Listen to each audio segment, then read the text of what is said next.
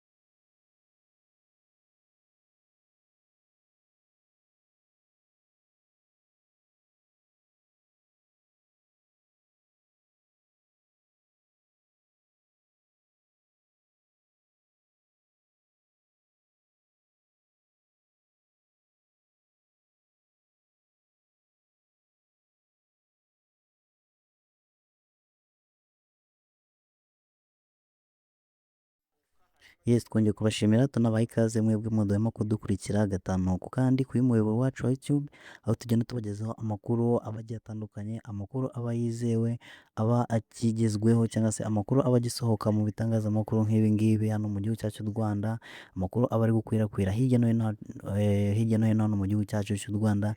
Niyo mpamvu ugiye wakanda subscribe, ayo makuru yose azajya akugeraho ku gihe, by'umwihariko kuri uyu muyoboro wacu wa YouTube. Rero nk'uko mubibona ni inkuru igisohoka kuri uyu munsi, ndavuga kuri uyu munsi wa none tariki 20 z'ukwezi kwa munani muri mwaka wa 2026. Ni inkuru iri gusohoka aho byajya bitangazwa ko kuri tariki hazatangazwa amanota y'ibizamini bya leta by'abakoze ikizamini cya leta mu mwaka w'amashuri yisumbuye ndetse n'icyiciro kibanza. Ubwo ndavuga abakoze muri senior 6 n'abakoze troncome cyangwa se muri senior 3. Rero nk'uko mubibona ni amanota yamaze kuba yajya hanze kuri uyu munsi wa none, aho hari abana bagiye bitwara neza, bagiye bahabwa ibihembo ndetse no muri rusange uko ibizamini byagiye bikorwa ni ibintu byagiye bitangazwa.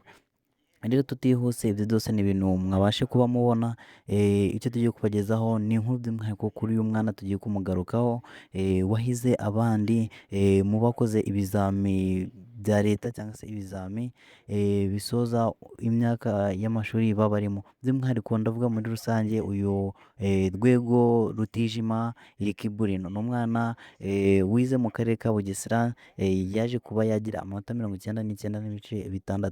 Gusa muri rusange byaje kuba byatangazwa ko Akayonza murasore mutwanganira akarere ka Kayonza ndetse n'aka Kirehe, Rusizi, Rutsiro, Nyaruguru, Karongi, Ngoma aritwo turere twahize abandi, aho Kayonza yaje kuba yagira cyangwa se yatsindisha ku kigero cya 89%, aho Kirehe yaje kuba yatsindisha ku kigero cya 46%, Rusizi yatsindishije ku kigero cya 45%, Rutsiro ku kigero cya 83%, Nyaruguru itsindisha ku kigero cya 43% nayo, ndetse na Karongi ku kigero cya 43%, ndetse na Ngoma itsindisha ku kigero cya 42%. Utwo nitwo turere navuga ko twabashe kuba twakora neza ku rutonde. Mwaje kubonaho uturere twa Burera n'utundi twa Ngororero, nitwo turere tutatsindishe neza, aho twatsindishe ku kigero cya 62%. Rero urwo ni rwo rutonde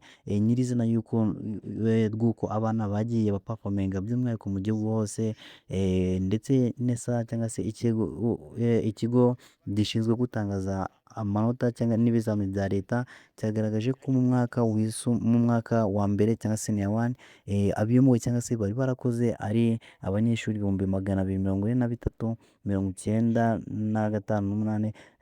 Uwo akaba ari umubare w'abanyeshuri bose muri rusange, haba abiga mu Renterinate ndetse n'abiga muri muri externe cyangwa se day school hamwe abanyeshuri biga bataha. Noneho mu mwaka wa kane cyangwa se abimuwe mu mwaka wa kane ubwo n'abakoze ikizami muri senior 3 muri tronc-commun bari abanyeshuri 76,220. Rero twihuse n'inkuru y'ukuntu abanyeshuri bagiye batsinda nk'uko mwabibonye kuri description y'iyi video, twatangaje ko umunyeshuri wa mbere cyangwa se byatangajwe ko umunyeshuri wa mbere Rwego Rutijima Ricky Burino ari we munyeshuri wahize abandi, aho yagize amanota 96.6%.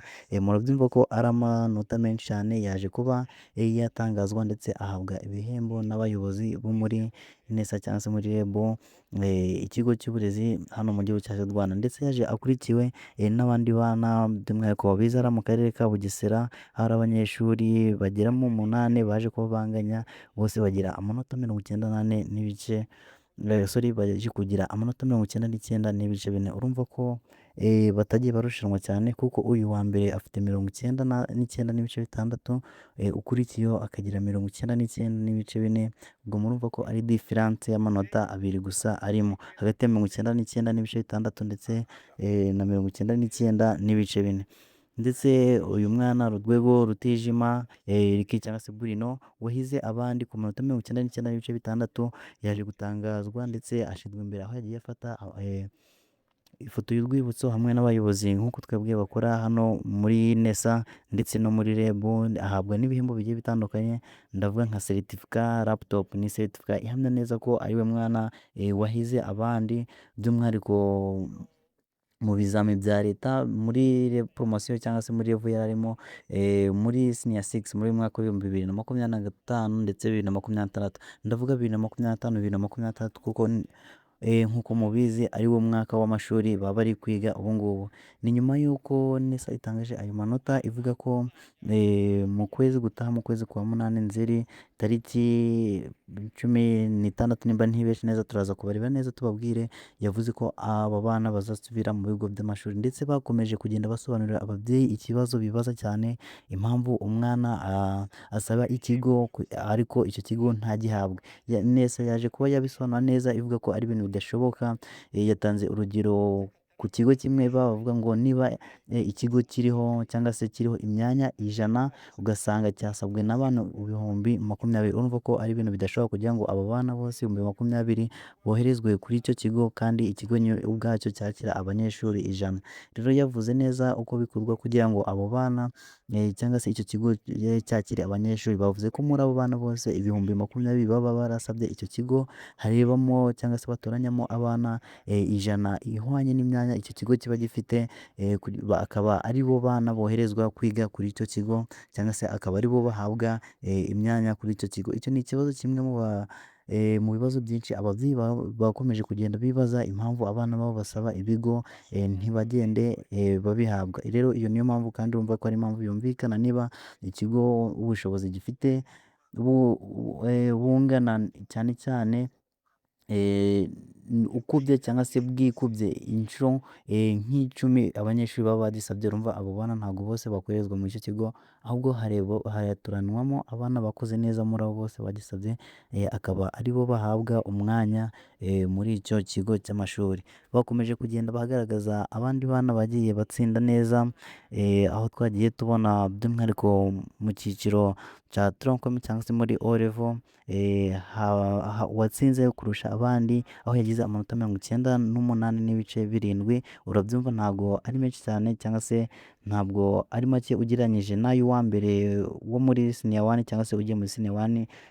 Ndavuga Burino yagize kuko yagize 99.6, ariko uyu w'amahoro Leontine wize mu karere ka Nyamasheke ku kigo n'ubundi cya Nyamasheke kiri aho ngaho muri ako karere, aho yaje kuba yagira amanota 98.7. Ndetse nkeka ko hano muri tronc-commun ari abana babiri banganyije aya manota bagira bose 98.7. Harimo uw'amahoro Leontine nk'uko mwabibonye cyangwa se nk'uko tubibasomeye, ndetse akurikizwa na Musonga Isimbi nawe yagize aya manota 98.7.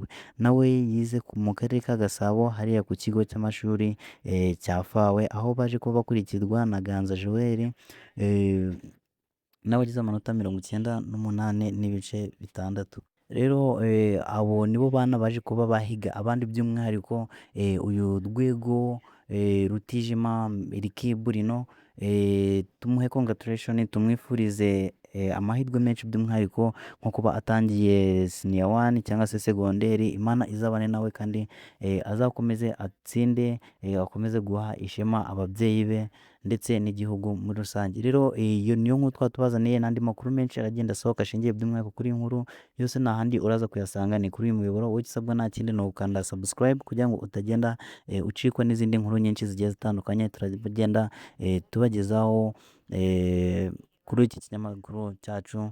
Murakoze mwebwe twabanye kandi Imana ikomeze kubana namwe. Ciao ciao.